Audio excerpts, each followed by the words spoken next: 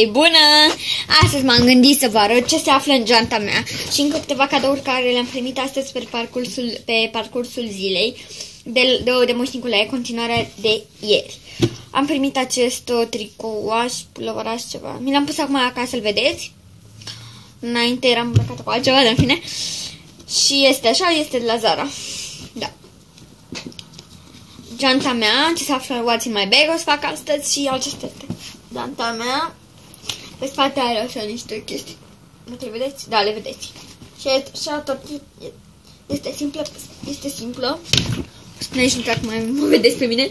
Așa. O să o desfac. Și înăuntru este această zarvă și aici este un buzunăraș care este plin. Așa, este multe lucruri. În ea se află telefonul care chiar filmez acum. Stați-mă, așa ce mai bine. Așa, stați bine. Așa. Se află în ea. O pun aici. O să o pun pe scaun de lângă mine. Se află, am primit-o, eu vin singură la școală și chiar vin de la școală, adică nici n-am ajuns de 2 minute și am început să filmez. Se află această chestie, am trecut pe la poștă să-l iau, deoarece semnase mama totul, dar nu am vrut să-l iau, eu. Și am trecut pe la poștă, când am venit și m-am întâlnit cu bona mea, și vedea și cadoul, m-am întâlnit cu, așa, da, l-am luat la poștă și de la bunica mea, care e din Elveția, și mi l-a trimis prin poștă. Am mers și l-am ridicat, el l-a decorat așa, este foarte ok, îmi place foarte tare. Am o pensetă pentru pansamente, super ok. Pansamente de această mărime, pansamente mari cu baneocin și 3 geluri. Pentru când te-ai ars de asoare sau te-ai zgâriat sau ai o rană deschisă, îți trece imediat. De best. Și am aici loc să le pun. După aceea șervețele umede, niște căști, ascult foarte multă muzică. Și îmi plac acestea de la Sony. Există și pe negru, dar am să mai pe alb, mai elegante. Și îmi plac foarte tare, doar ce nu ocupă deloc mult loc. Ele se fac imediat mari și sunt destul de, se reglează foarte ok. Și îmi plac foarte, foarte tare. Eu le-am pe acestea în geantă cu MP4, imediat vă arăt și MP4, că nu l-am aici. Așa. Tot timpul am astea în geantă și în ghiozdan și azi am avut geanta la școală. Nu lipsesc niciodată în geanta mea căștile și cu acest MP4 de la Sony, dar nu le-am luat împreună, este foarte micuț și am toate melodiile, aproape zilnic bag încă o melodie, deci off. Aceste căști care imediat le fac micuțe, se fac foarte ușor mici.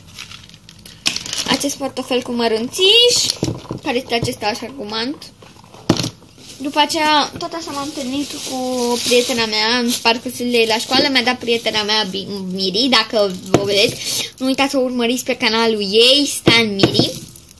Mi-a dat această chestie de ciocolată. Așa. Și de la bona mea, v-am zis că m-am întâlnit pe drum, mi-a dat niște șustetuțe superbe. Așa, sunt superbe. Sunt superbe, îmi plac foarte tare. Și cu fulguleți și da, sunt superbe. Îmi plac foarte tare. De la bona mea. Sunt superbe și stai, da. Mi-a dat ceva? Nu, eu mai am în geanta mea mai exact o clămiță. După aceea portofelul pe care l-am primit de Moș Nicolae, dacă v-ați uitat. O să vă arăt imediat la sfârșit ce se află în el. O apă. Șervețele. Dezinfectantul pentru ochelari. Le-am pus în săculetul de la ochelari. Am zis să pun săculetul de la ochelari pentru că ochelarii nu-i țin în săculeț. Și mi-am cumpărat lentile. Nu, rama este de la firma aceasta, Dolce Gabbana. Nu, mi-am cumpărat portfar nou, mi-au venit cu lentilele și este în formă de mașină, dar ține foarte bine. Și nu, ăsta îmi țin ochelarii și în ăsta am zis să-mi țină la casă, nu mai tot timpul să dau de el. După ce în moțuleț și portfarul în care o să vă arăt imediat ce e cu portofelul. După aceea geanta mea a devenit parțial goală, mai e buzunarul acesta. Dacă se deschide, un elastic destul de mic, o insignă la verișoara mea. Celălalt telefon este tot un Samsung. Au dat pe stradă mostre de la Fond de Ten. Și acesta nu-mi place violeta, credeți-mă, dar am primit-o. Nu mi-am cumpărat, am primit-o, opsi. Și eu am avut o scădere de imunitate, adică am fost foarte răcită. Nu mai sunt deloc. Și am avut niște pastile și trebuie să iau timp de un an, niște pastile roșii. Nu mai dau la rând. Da. Niște pastile roșii care sunt pentru imunitate și le țin aici deoarece îmi place foarte rece. E micuț și este foarte ok.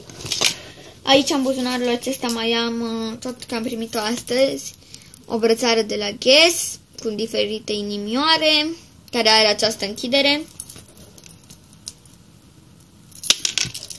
Are această închidere, știți voi, da. Un friction și un elastic și o clamă. Cam aceasta se află în... și o brăță. Cam aceste lucruri se află în geanta mea. Și cam asta e, parțial goală acum. Să vă arăt ce se află în portofel. Eu zic portofel. Este la oxel la prietena mea Raisa, că v-ați uitat la ce am primit de Moș Nicolae. Este foarte mare. Este auriu aici. Iar înăuntru să vă arăt ce există. Aici în acesta există bonuri, postituri, un creion, un elastic și o clămiță și în rest iconițe și carduri de vis. Aici există abonamentul la călărie, încă un abonament la Carrefour, un abonament, cruciuliță și cruciuliță. Aici sunt banii mici. Aici sunt de 1 leu și o fotografie. Aici sunt mărunțiși și de aia pentru coș. Imediat vă arăt. Mărunțiși și de aia pentru coș. Așa. Așa. Aici sunt bonuri de masă. Aici sunt banii mari pe care tocmai am fost la Zara. Deci, știți ce s-a întâmplat cu ei. Deci, și aici am abonament la Carrefour, aici abonament la Zara, da? Abonament la H&M, card. Și aici un card la KFC.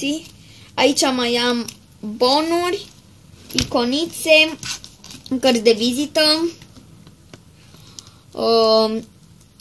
cartele de autobuz și cartele de metrou. Cam asta se află în portofelul meu și este super drăguț. Portfald. Haideți vă arăt ce se află în portfald. Este un portfald de la Sephora. Se află aceasta de la Claire's, de la Clinique. Această oglindă superbă din Italia. Așa, câteva brățări care le-am dat eu într-o zi jos. Suport pentru geantă, pentru că eu tot timpul pun geanta pe jos și m-am obișnuit să nu mai o pun. Mi-am cumpărat acest suport superb. Este din argint și nu știu de unde am cumpărat, cred că de la Muzet. Această cremă deoarece am avut un herpes și mai am un pic aici și mă dau. Mostre de la Fond de Ten și cremă de față. Un lip gloss fără culoare, dar cu miros de înghețată. Clămițe și elastice. Rimel. Acesta, îmi place foarte tare acesta. Și am destul de multe rimeluri, dar îmi place acesta. Și aceasta de la Nivea cu nu știu ce, fructe, foarte ok. Și fond de ten, eu nu-mi cardita mai chestia de fond de ten pentru că nu îmi place să car mult, mă doare foarte repede spatele. Și am această chestie de la Sensai cu fond de ten, super ok. Îmi place foarte tare și o umplu destul de des, dar practic îmi ține fond de ten, adică și în loc să car o mai chestie de aia, se închide foarte ok. Și da, cam aceste lucruri se află în portofalul meu. Acesta a fost videoul meu de astăzi. Sper că v-a plăcut, sper că ați învățat și voi ceva din asta și aveți idei pentru nou videouri noi. Să-mi trimiteți, nu uitați să dați like, share, comment și să vă abonați. Să-mi ziceți ce videouri vreți să vedeți. Și ca să știți, eu sunt nouă pe YouTube. Sper că o să ne înțelegem și o să primesc și abonați și chestii de acest gen. Chiar dacă sunt nouă pe YouTube, sper că mă apreciați și voi măcar în limitele în care se poate. Sper. Mulțumesc mult pentru vizionare. Pa! Vă pup și pe data viitoare.